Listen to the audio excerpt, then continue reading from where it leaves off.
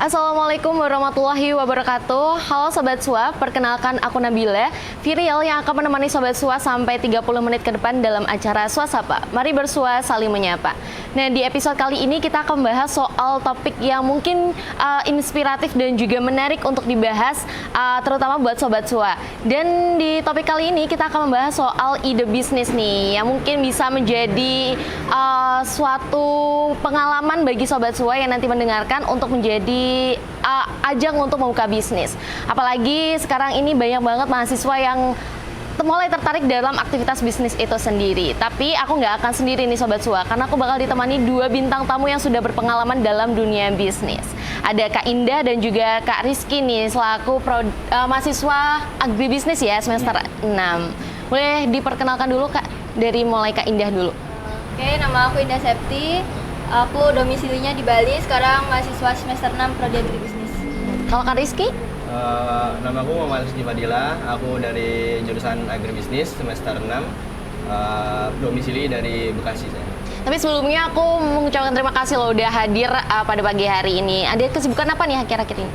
Untuk hari ini ada kelas sebenarnya, cuman ada keringanan nanti.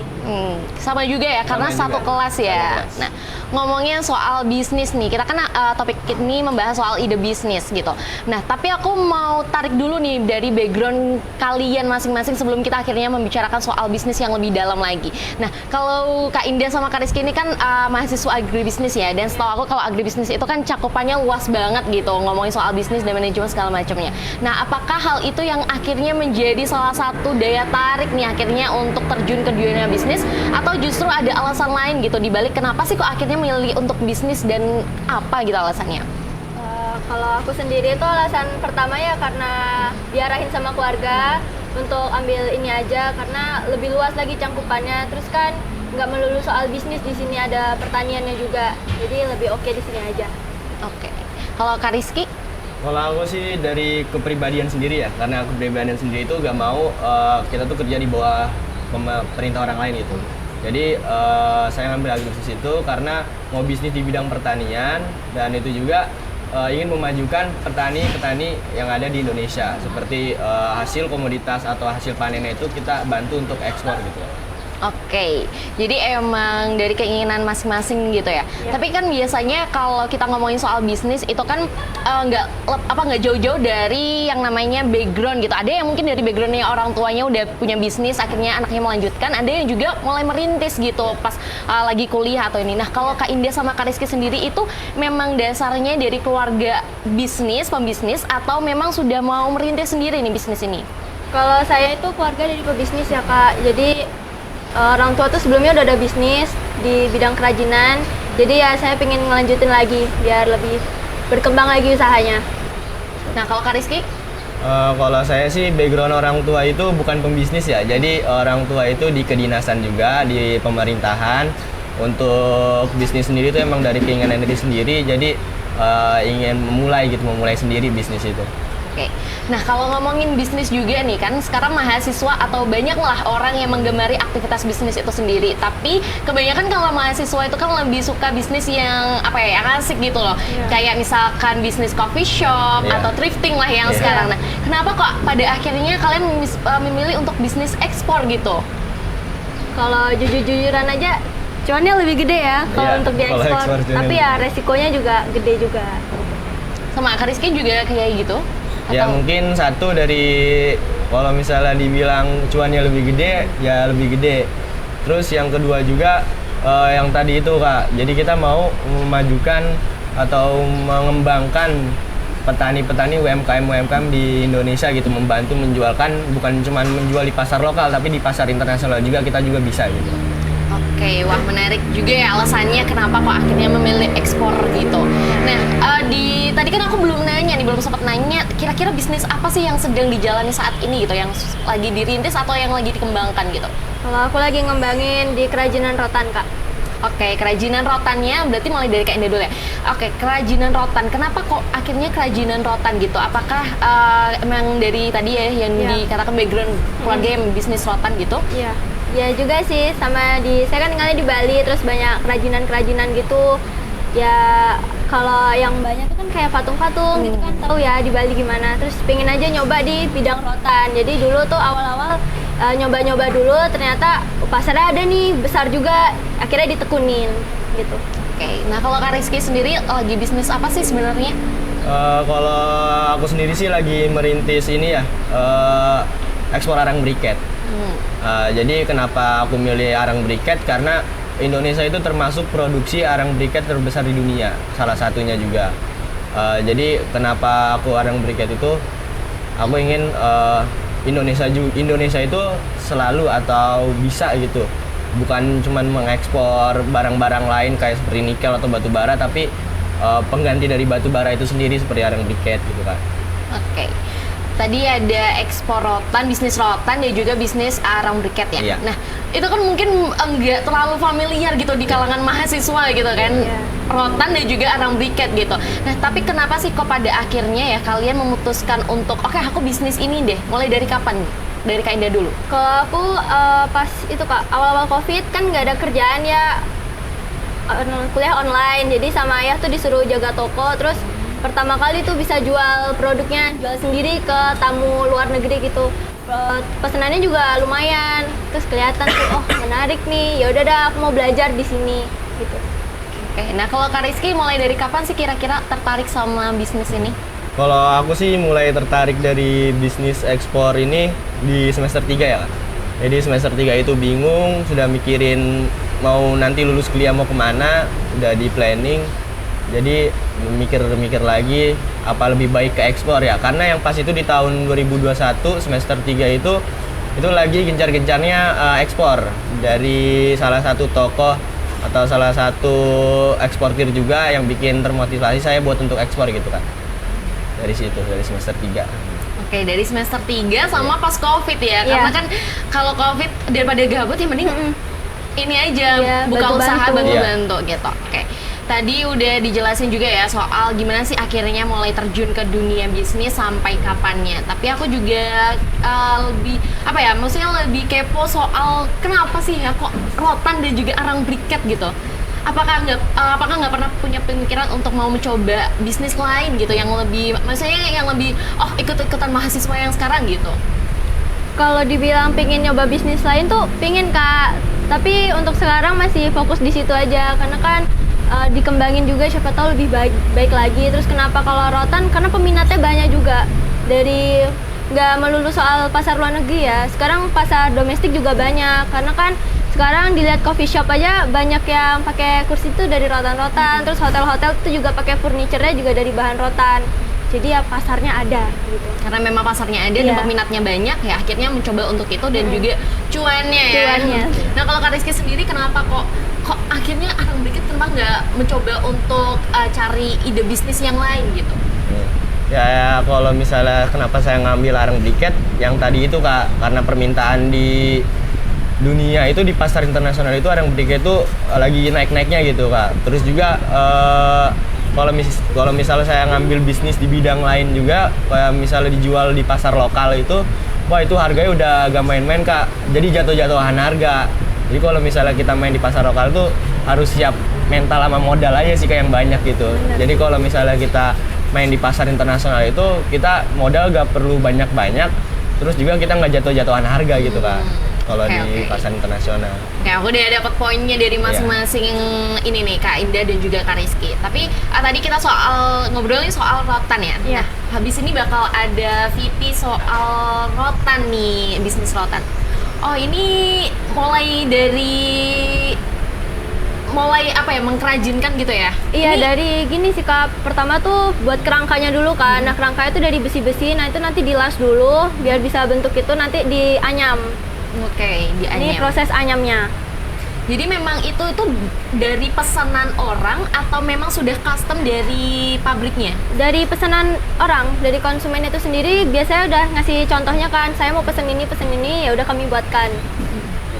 Kalau untuk pegawainya sendiri Kak atau karyawan dalam bisnis rotan ini udah berapa gitu kira-kira yang untuk mengkerajinkan rotan ini? Kalau yang di video ini kan ada 3 ya. Sebenarnya untuk yang menganyamnya tuh yang di gudang sendiri tuh ada 5. Terus kami juga memperkerjakan warga sekitar yang udah kasarannya udah nggak kerja lagi gitu Kak, udah pada pensiun, jadi bantu-bantu juga. Tuh, jadi untuk pegawainya lumayan. Ini untuk lokasinya sendiri ada di mana nih Kak? Ini ada di Denpasar. Oh, di Denpasar Padang ya? Sambian, ya. Wow, luar biasa. Memang jadi ketika nanti ada orang pesan baru dibuatkan gitu. Iya. Tapi ada stoknya sendiri gitu. Ada untuk stok sendiri, ada di gudang sama di toko. Oke, di gudang sama di toko. Iya. Wow. Kalau untuk prosesnya sendiri ini berapa lama sih Kak kira-kira untuk satu item gitu? Kalau untuk satu itemnya itu sehari bisa jadi Kak untuk satu aja. Tapi karena kita pesanannya itu jumlahnya dalam jumlah besar, jadi kurang lebih 1 bulan sampai 2 minggu lah Kak, tergantung pemesanannya. Oke, nah tadi udah ngejelasin dikit ya soal fiti pembuatan rotannya itu sendiri dan memang prosesnya juga nggak gampang dan juga nggak mudah gitu. Iya, Nah, benar. kalau itu kan soal rotan nih, kalau soal arang briket nih, kira-kira untuk prosesnya sendiri seperti apa sih Kak? Kalau untuk proses arang briket itu sehari itu bisa menghasilkan banyak arang briket ya, karena itu pakai mesin juga kayak di pabrik-pabrik gitu. Jadi untuk prosesnya itu dari bahan bakunya itu ada 2, dari batok kelapa sama dari kayu. Nah kalau misal dari batok kelapa itu biasa dibuat untuk sisa. Kalau misalnya dari kayu itu biasa dibuat untuk barbeque gitu, untuk panggang-panggang gitu. Untuk pemanas di Eropa itu biasa untuk pemanas kalau misalnya yang dari kayu. Nah untuk prosesnya itu nanti itu si arang, kalau misalnya batok kelapa ya, kalau batok kelapa itu nanti dihaluskan, dihancurkan. Setelah dihancurkan itu sampai halus banget, nanti dicampur dengan tepung kanji. Nah tepung kanji ada perbandingannya, nanti dicampurkan lagi. Terus setelah bubuk arang dan tepung kanji dicampurkan itu nanti dikasih air, ada perbandingannya juga. Setelah itu nanti diaduk lagi sampai mengental, sampai gak kental-kental banget sih. Terus nanti dicetak, dari situ dicetak baru dipotong sesuai ukuran yang diminta gitu sih Kak. Berarti memang juga ukurannya by pesanan orang gitu ya, Iya. dan prosesnya juga gak instan gitu Ya, untuk nggak. menghasilkan arang briket. Nah, oke Sobat Sua, tadi kan udah ngobrolin soal gimana sih akhirnya bisa terjun ke dunia ekspor dan juga bisnis. Nah, aku bakal tanya-tanya lagi nih lebih dalam soal bisnis ekspor ini dari 2 narasumber yang udah datang pada pagi hari ini. Tapi Sobat Sua jangan kemana-mana, tetap di acara Sua Sapa. Mari bersua, saling menyapa.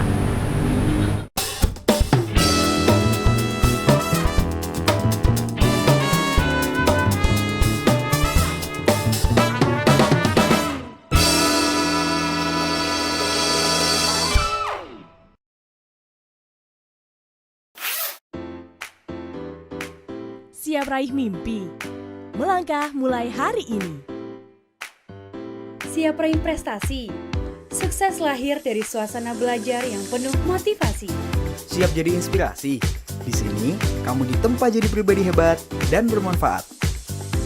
Mantapkan langkahmu jadi mahasiswa yang siap berkarya, mengabdi, dan menginspirasi bagi bangsa. Students today, leaders tomorrow.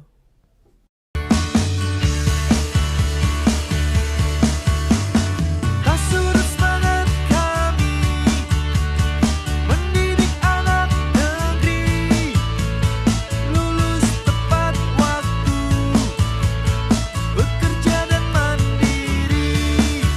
Pastilah UMM pasti. UMM pasti lulus tepat waktu, bekerja dan mandiri. Kampusnya menyegarkan, nyaman, dan inspiratif untuk belajar. Prestasi dan kerjasama internasionalnya sangat luas. Saya jadi lebih termotivasi. Nggak cuma nambah ilmu, kita juga mendapatkan pendidikan karakter dan social skill. Ini semakin membuat saya bangga menjadi bagian dari generasi Jas Merah Kampus Putih. UMM dari Muhammadiyah untuk bangsa.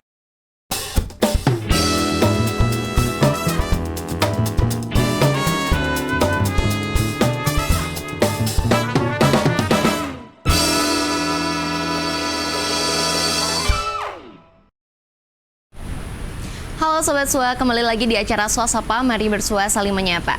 Nah, kali ini aku juga akan membahas terkait kelas-kelas yang telah dilakukan oleh dua mahasiswa Prodi Agribisnis ini.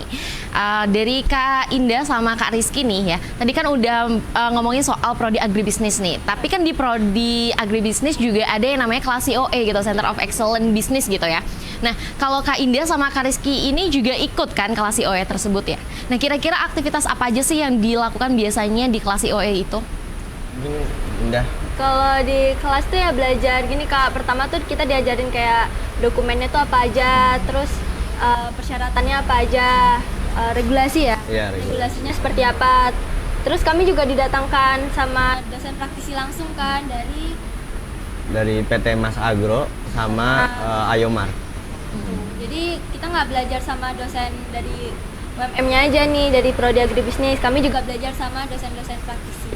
Oke, berarti memang di kelas COE ini diajarkan langsung oleh yang lebih berpengalaman dan profesional gitu di bidangnya. Nah, kalau Kak Rizky sendiri aktivitas apa aja sih Kak yang biasanya dilakukan di kelas COE gitu? Ya mungkin kalau saya nggak jauh juga dari Indah ya, tapi mau menambahkan aja kalau misal dosen yang ada atau dosen praktisi yang ada di kelas COE Ekspor Agribisnis ini bukan dosen main-main gitu. Jadi dosen-dosen yang didatangkan dari luar, kalau kita bilang itu dosen praktisi. Jadi itu yang berpengalaman di bidangnya.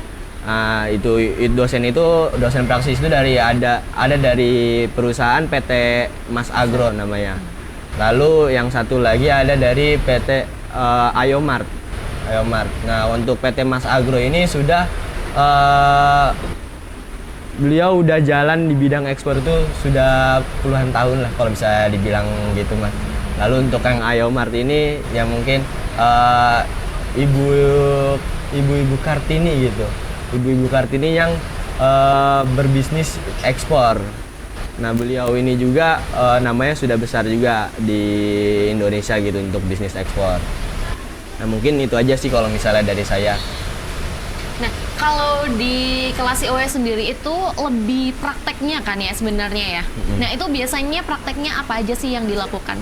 Kalau sejauh ini masih di kelas dulu ya Kak, karena kami nanti berangkatnya sekitar bulan September, kami bakal dibawa ke Pontianak. Nah, di sana nanti belajar langsung tuh dari proses awalnya, kayak ngumpulin komoditinya, nyari-nyari di petani, terus nanti mulai di quality control mungkin di sananya sampai ke pemberangkatan komoditinya itu nanti di Pontianak semua. Jadi kalau untuk saat ini masih belajar di kelas bagaimana prosesnya itu, regulasinya, dokumen-dokumen apa aja yang disiapkan, terus nanti tuh gimana sih kalau ketemu buyer tuh cara komunikasi. Komunikasinya.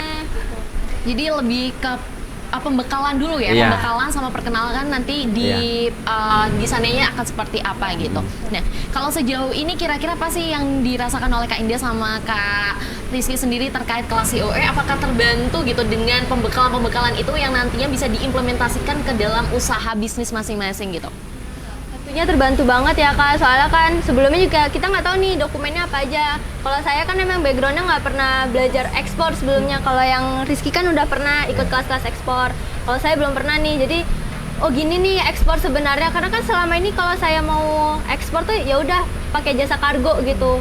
Jadi nggak tahu tuh dokumen-dokumen sebelumnya tuh seperti apa, nggak tahu syarat-syaratnya apa, saya nggak tahu. Jadi kalau sekarang jauh lebih tahu, terus apa ya, kayak persiapannya mungkin untuk kedepannya lebih matang lagi. Nah, kalau Kak Rizky sendiri? Kalau aku sendiri sih, kalau dibilang terbantu banget ya Kak. Soalnya dulu aku pernah ikut kelas ekspor di luar kampus, ya karya ini namanya kayak cuman belajar dasar-dasarnya aja gitu Kak. Jadi nggak mendalam sampai tahu harus gimana. Terus dengan adanya kelas COE ekspor ini, aku jadi tahu alurnya tuh kayak gimana, jadi harus dipersiapkan tuh apa aja. Kalau misalnya ada yang nggak ngerti, kita langsung tanya ke dosen praktisinya langsung, yang lebih ahlinya langsung. Mungkin itu sih Kak kalau saya. Menarik banget ya, ternyata di kelas COE itu seinformatif itu untuk para mahasiswa-mahasiswa yang mau membuka bisnisnya, terutama di kelas COE. Nah, tapi aku penasaran juga nih, kenapa sih akhirnya kalian terjun ke kelas COE? Apakah memang diarahkan dari prodi atau keinginan sendiri untuk mendaftar gitu?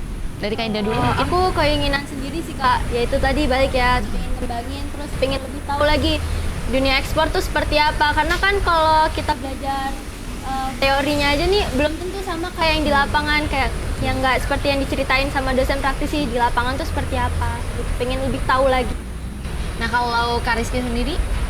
Kalau aku sih emang yang ditunggu-tunggu ya Kak, karena emang pengen banget gitu masuk kelas ekspor yang ada di BMM ini, biar bisa langsung nanya ke dosen praktisi yang sudah berpengalaman itu. Soalnya sebelumnya itu gak bisa nanya gitu Kak, ikut kelas dari luar tapi gak bisa nanya ke siapa-siapa, cuman lihat video aja udah gitu aja kalau. Jadi memang lebih dulu merintis bisnis ini, lalu akhirnya terjun ke kelas IOE untuk memperdalam lagi ya terkait dengan pemasaran dan lain sebagainya. Nah ngomongin soal ekspor juga nih, tadi kan udah disinggung soal gimana sih dokumen-dokumen tentang ekspor, terus gimana caranya untuk mengekspor. Nah kalau ekspor sendiri nih dari Kak Indah, tadi kan bisnis rotan ya. Kalau ekspor bisnis rotan itu biasanya ke negara mana aja sih Kak? Kalau untuk negara tujuan tuh paling besar tuh saat ini masih di Belanda, terus ke Jepang pernah, ke Cina pernah, ke Australia, ke Spanyol itu pernah. Yang belum pernah ditembus sampai sekarang tuh Arab Kak, masih sulit. Belum ada yang minat mungkin ya untuk tamu-tamu Arab. Tapi itu emang sudah ditargetkan dari awal untuk target konsumennya itu atau bagaimana Kak? Enggak Kak, kalau dari kami tuh tamu biasa ada rekomendasi dari kargo sendiri sama datang ke toko gitu. Jadi kalau untuk ditarget nggak ada sih, tamunya datang sendiri. Oke, nah kalau untuk briket arang sendiri nih, kalau setahu kan briket arang kan biasanya lebih digemari di Eropa, Timur Tengah dan juga Asia gitu ya. Nah kalau untuk briket arang yang bisnisnya Kak Rizky ini diekspornya ke mana aja sih Kak?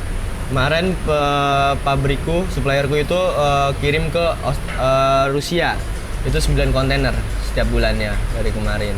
Terus ke Australia juga, sama ke bagian-bagian Eropa mungkin sama Timur Tengah. Oke, nah mungkin ini kan juga Sobat Sua nih ada yang belum paham dan aku juga belum paham nih soal apa sih ekspor sebenarnya ya. Nah dari pengalaman Kak Indah sama Kak Rizky sendiri dari kelas IOE ataupun dari pengalaman dalam dunia bisnis, kira-kira kalau ekspor barang itu ke luar negeri regulasinya seperti apa sih dari negara-negara yang sudah disebutkan tadi? Kalau untuk saya sendiri karena udah bentuknya kerajinan ya Kak, bukan yang barang segar gitu. Jadi regulasinya nggak terlalu sulit sih. Lebih ke kalau untuk Australia sendiri nih, di pengalaman pengiriman sebelumnya untuk produk bambu itu lebih sulit dia. Kayak apa ya, banyak peraturannya lah. Sama yang berbahan dasar rumput kan kalau kami nggak melulu soal rotan ya. Bambu ada, dari rumput-rumput tuh juga ada gitu. Untuk Australia itu sendiri sih. Oke, nah kalau dari negara-negara lain tidak ada regulasi khusus ya? Nggak ada sih Kak, kalau regulasi lebih ke gini, apa ya, keinginan mereka, kayak finishingnya itu kan beda-beda, setiap negara punya keinginannya sendiri-sendiri gitu. Oke, nah kalau Kak Rizky sendiri gimana sih Kak terkait dari proses ekspornya ke luar negeri itu? Kalau regulasi ke setiap negara itu memang beda-beda ya, apalagi itu ke Cina itu lebih ketat lagi. Jadi kalau misalnya ke Cina itu harus ada hasil lab yang lembaga yang dia terpercaya gitu. Jadi kan kalau di Indonesia itu kalau lembaga untuk uji lab itu Sucopindo ya biasanya, Sukopindo itu dia. Tapi kalau misalnya di Cina itu ada tersendiri lagi gitu Kak kalau misalnya untuk hasil uji lab. Jadi lalu selain hasil uji lab itu, kalau misalnya arang briket kan emang barang yang mudah terbakar ya. Jadi kalau misalnya hasil setelah produksi itu, setelah dipanggang itu, arang briket itu harus didiamkan selama 14 hari, minimal 14 hari, karena biar tidak ada sisa-sisa percikan api yang tersisa gitu Kak dalam arang briketnya itu. Mungkin di luar udah kelihatannya udah padam, tapi di dalam kan belum tahu. Jadi untuk standarnya ya 14 hari didiamkan dulu, setelah itu baru bisa dikirim. Itu udah di setiap negara sih kayak gitu kalau misalnya didiamkan 14 hari itu. Jadi memang ada regulasi khusus ya terkait dari pengeksporan itu dari masing-masing negara gitu. Wah, menarik juga sih untuk aku yang mungkin awam di dunia bisnis dan juga ekspor gitu. Nah tadi membahas soal rotan juga yang telah dikirim itu. Nah biasanya dikirimnya itu berapa banyak sih Kak? Atau misalnya sesuai dari peminatnya gitu. Biasanya sekali kirim itu berapa? Kalau sekali kirim tuh biasanya satu kontainer bisa Kak, itu kan nggak melulu salah satu tamu ya, kita ngirimnya tuh bisa sampai 2 tamu sekaligus itu dengan negara tujuan yang sama, biasanya satu kontainer untuk sekali pengiriman. Untuk sekali pengiriman itu satu kontainer rotan gitu ya? Iya, yang kerajinan rotan ya, 40 feet lah kira-kira gitu. Oke. Tapi aku tadi belum nanya ini soal kerajinan rotan itu sendiri. Nah, kerajinan rotan itu berarti dari apa ya? Dari yang di luar untuk request gitu dari customer itu, apakah juga dari Kak Indah itu memproduksi barang-barang dari rotan gitu? Apa aja sih yang biasanya dihasilkan gitu, produk-produknya Kalau seperti apa? utamanya tuh kami produksi lampu ya Kak, lampu-lampu gantung, lampu-lampu hias itu produk utama dari kami. Lalu untuk customer sendiri biasanya juga request sendiri tuh bawa contoh model sendiri, mau dibikinin kayak gini ya kami sanggupin. Terus untuk yang lain tuh ada kursi-kursi, meja-meja, laci, terus tong sampah itu yang dari rotan kami juga bikin. Oke, nah kalau arang briket sendiri ini berarti kalau tadi jumlahnya memang sesuai request dari customer ya. Iya. Tapi kalau dari produsennya Kak Rizky sendiri ini memproduksi arang briket yang sudah udah bentuk kemasan kah atau seperti apa gitu?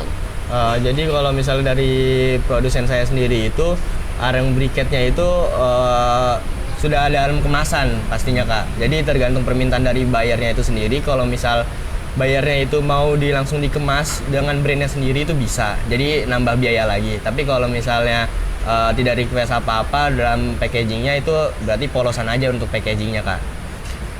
Mungkin itu aja. Oke, jadi memang dari masing-masing ini sesuai dengan request dari customer ya. Tapi kalau soal ekspor arang briket dan juga rotannya sendiri nih, kan biasanya kalau ekspor barang itu kan ada yang namanya season-seasonnya tertentu gitu ya, musim-musimnya tertentu yang mungkin lebih banyak untuk diproduksi. Nah, kalau dari rotan sendiri itu biasanya bulan apa atau pas apa perayaan apa gitu Kak? Akhir tahun Kak biasanya, dari bulan November sampai Januari tuh pemesanan lagi tinggi-tingginya karena banyak tamu liburan juga kan ke Indonesia gitu. Oke, nah kalau arang briket sendiri seperti apa Kak? Kalau arang briket sendiri ya setiap bulan sih mungkin Kak. Kalau arang briket soalnya gak cuman buat, kalau di Eropa kan buat pendingin, atau di timur tuh buat sisa atau berbarbekyuan. Itu enggak sih, jadi ya setiap hari ada, setiap bulan ada, setiap tahun tuh kirim ya pasti banyak gitu Kak kirimannya. Oke, nah tadi soal ekspor ke luar gitu ya, tapi kalau di dalam negerinya sendiri kalian juga menyiapkan itu tentunya juga di dalam negeri juga. Nah biasanya dibagikan kemana atau diperjualbelikan kemana gitu? Kalau untuk produk saya sendiri tuh rata-rata ke Jogja Kak. Dikirimnya ke Jogja, sama di Bali itu juga banyak, karena kan di Bali banyak villa-villa, hotel-hotel. Itu kami juga ngisi di situ. Oke, nah kalau arang briket sendiri Kak? Kalau arang briket sih ada juga lokalan, itu dikirim-kirim kayak kangkringan atau ke tukang-tukang sate ataupun ke restoran-restoran all you can eat yang ada barbekyuannya gitu. Sekarang juga kan kayak restoran all you can itu pakai arang ya kalau misalnya yang bakar-bakarnya itu. Mungkin ke situ sih Kak kalau arang briket. Apalagi banyak kayak sekarang restoran all you can eat di mana-mana udah ada gitu. Jadi mungkin memang lebih lebih bisa didistribusikan ke restoran-restoran terkait gitu. Nah, tadi soal membahas kelas COA gitu kan, berarti kalian kan udah dikasih pembekalan nih, udah dikasih pengetahuan dan insight-insight baru tentang dunia ekspor yang mungkin pas pengalaman, pas prakteknya itu kalian belum menemukan jawabannya, akhirnya menemukannya di kelas COA atau di Prodi Agribisnis sendiri. Tapi apakah itu juga bisa menjadi salah satu cara kalian nih untuk mengatasi masalah, nanti mungkin ada masalah atau ada ini, aku punya solusinya nih dari kelas COA itu gitu? Kalau dari saya tentunya iya sih Kak, karena kan benar-benar belum tahu ya ekspor tuh kayak gimana. Setelah dijelasin sama dosen praktisi, sama dosen yang ada di agribisnis juga, oh gini nih nanti kalau ada masalah kayak gini solusinya gini. Soalnya kan kemarin teman-teman juga pada banyak tanya ya ke dosen praktisi, misalnya kalau ada masalah kayak gini tuh gimana Bu cara mengatasinya, dan itu dijelaskan langsung sama dosen praktisinya. Nah kalau Kak Rizky sendiri gitu? Sama sih Kak, kayak ini nggak jauh beda. Jadi kalau misalnya kita menghadapi masalah itu nanti setelah keluar atau setelah lulus dari UMM ini, kita punya bekal gitu dari kelas COA ini. Cara menghadapi bayar yang nakal tuh gimana, sudah dijelaskan oleh praktisi. Terus kita cara menangani barang-barang reject yang diterima oleh buyer tuh gimana. Jadi udah ada pembekalan gitu Kak dari praktisinya, biar kita nggak kaget nanti gitu Kak menghadapi masalah tersebut gitu. Jadi udah punya antisipasinya ya kalau Iya. ternyata tiba-tiba nanti ada masalah. Nah, ngomongin soal itu juga, kalau misalkan bisnis itu kan resikonya tinggi banget ya. Untung ruginya pasti tinggi banget gitu, dan plus minusnya juga pasti banyak sekali. Nah, kira-kira untuk kekurangan atau permasalahannya sendiri yang udah dialami dari Kak Indah dan juga Kak Rizky selama merintis usaha dan juga menjalani bisnis itu apa aja sih? Apa udah pernah mengalami atau belum nih gitu? Kalau pengalaman buruknya pasti pernah ya Kak, ketipu bayar tuh juga udah pernah, terus barangnya rusak sampai negara tujuan juga udah pernah. Karena ya itu lagi, kan dia ngirimnya jauh ya, misalnya jauh murah juga udah pernah. Udah ganti rugi aja dari kitanya, sama kesepakatan dari dua belah pihak aja. Oke, nah kalau Kak Rizky sendiri pengalaman dari bisnis ekspor itu apa sih? Kalau dari saya ya, banyakan sih di PHP-in buyer sih Kak. Soalnya kan kayak kita nyari-nyari ngeposting-posting penawaran arang briket gitu, ada buyer yang ngechat, ternyata cuman ngechat doang, ngasih penawaran doang tapi nggak jadi beli gitu ya. Kebanyakan di PHP-in gitu sih Kak. Kalau misalnya untuk saya ya, yang pengalaman saya. Tapi kendala dari pengeksporan itu belum ada kendala kah sampai saat ini? Dari Kak Rizky sendiri? Kendalanya itu susah nyari buyer Kak. Oke, jadi memang jangan sampai ya, kalau Iya. bisa jangan sampai ada kendala, karena kelas IOE kan udah ngasih pembekalan dan juga antisipasi untuk Iya. nantinya terjun pada saat prosesnya gitu. Nah, kalau kira-kira untuk 1 bulannya nih kalian bisa ngirim berapa sih gitu? Dari mulai Kak Indah dulu. 1 bulannya kurang lebih ya 2-4 kontainer lah Kak, untuk yang keluar ya, karena kami juga masuk dalam negeri juga kan. Nah, kalau Kak Rizky sendiri? Kalau dari produsen saya itu sebulan bisa ngirim kurang lebih ya 10 kontainer Kak. 10 kontainer ya, berarti Iya. untuk satu kali pengiriman dalam Di 1 1 bulan bulan, gitu. iya. Wah, luar biasa sekali. Nah, kira-kira boleh dong ya di-spill dikit gitu omsetnya gitu. Mungkin dari Sobat Sua juga ada yang tertarik sama dunia ekspor gitu. Ya. Dari Kak Indah yuk. Omset per tahun ya Kak, 3 digit lah. Wow, lumayan banget ya untuk mahasiswa 3 digit itu. Aduh, udah bisa buat apa aja nih kira-kira? Buat apa ya Kak? Paling beli ini sih, beli apa? Beli Dikembangin lah. ya, investasi yang lain lah. buat Investasi yang lain gitu, Iya. untuk bisnis-bisnis yang lain mungkin ya. Nah, kalau Kak Rizky sendiri kira-kira untuk selama ini omsetnya udah berapa sih Kak gitu? Kalau saya sendiri ya, kalau untuk 1 kontainer itu arang briket untuk omsetnya ya 2 sih Kak. Untuk 1 kontainer 2 digit. Oke, untuk 1 kontainer berarti 2 digit, Iya. yang ini 3 digit gitu. Angka yang luar biasa gitu ya untuk bisnis ekspor itu sendiri. Nah, mungkin juga yang terakhir nih, bisa dikasih dong tipsnya buat Sobat Sua yang ada di rumah yang lagi nonton ya, mungkin pengen coba-coba bisnis gitu dari kalian gitu, mau motivasi atau pesan-pesan gitu untuk siapa aja nih yang mau mulai bisnis gitu. Dari Kak Indah dulu mungkin. Kalau dari aku sih jangan takut buat nyoba usaha, terus perdalam lagi bahasa asingnya, karena kan kita komunikasinya sama teman luar ya yang rata-rata pakai bahasa Inggris. Gitu sih. Nah, kalau Kak Rizky sendiri? Kalau aku sendiri sih saran buat teman-teman sebelum menjual produknya itu kalian harus pelajarin produknya itu seperti apa, apalagi untuk diekspor. Kalian harus bisa tahu atau produknya itu komposisinya seperti apa, spesifikasinya seperti apa, lalu di kontainer itu muat berapa ton atau berapa kilo, berapa pieces dalam 1 kontainer itu. Kalian juga harus tahu. Kalian juga harus tahu kriteria buyer seperti apa. Mungkin dari saya itu aja sih. Jadi mungkin kalau mau terjun ke dunia bisnis, apalagi bisnis ekspor itu lebih banyak ini ya, cari tahu dulu gitu, cari tahu dan tanya-tanya mungkin ya untuk orang-orang yang sudah berpengalaman di bidangnya dan percaya gitu ya, percaya pasti bisa untuk ngelakuin. Wah, luar biasa, keren banget. Aku salut sih sama kalian berdua, menjadi mahasiswa tapi juga mempunyai bisnis yang luar biasa ya, mungkin nggak semua mahasiswa bisa melakukannya gitu. Nah, terakhir deh ya, tadi aku bilang terakhir motivasi, Iya, tapi aku mau iya. terakhir lagi deh. Nih tipsnya gimana sih cara bagi waktunya gitu kan? Mahasiswa itu kan pasti dikenal sebagai orang yang apa ya, banyak banget tugas-tugasnya, kegiatannya, belum lagi organisasi dan lain sebagainya. Nah, untuk cara bagi waktunya antara kapan untuk di perkuliahan dan kapan untuk di dunia bisnis itu gimana sih? Mulai dari Kak Indah, Cok. Gimana ya, kalau dari aku sih pinter-pinter bagi waktu aja sih Kak. Misalnya kalau tugasnya agak ringan gitu ya, ya udah bisa nanti dulu dikerjain, tapi ya jangan lupa dikerjain juga. Terus karena ini kan home base saya di Bali ya usahanya, itu tetap komunikasi sama orang tua juga, gitu aja sih. Nah kalau Kak Rizky sendiri nih? Kalau aku sih biasanya itu untuk membagi waktunya itu kalau misalnya untuk ekspor itu di weekend sih Kak. Kalau enggak setelah di weekday tapi setelah pulang kuliah malam kayak lagi ngopi, ngurusin cari-cari buyer, komunikasi sama buyer. Kalau weekend itu pergi ke supplier gitu. Mungkin aku membagi waktunya gitu aja sih Kak. Oke, wah luar biasa banget ya 2 bintang tamu pada episode 3 kali ini. Nah, tapi aku juga mengucapkan terima kasih dari Kak Rizky dan juga Kak Indah udah menyempatkan hadir nih walaupun tadi katanya ada kelas juga, kelas IOE ya. Wah, keren banget. Semoga sukses terus ke depannya. Semoga bisnisnya makin lancar dan makin berkembang. Dan aku juga terima kasih mungkin dari kalian, dari obrolan kita bisa menambah insight-insight baru bagi Sobat Sua. Nah, oke, dan juga Sobat Sua yang udah hadir untuk mendengarkan episode 3 kali ini. Aku mau ngucapin terima kasih banyak udah meluangkan waktunya.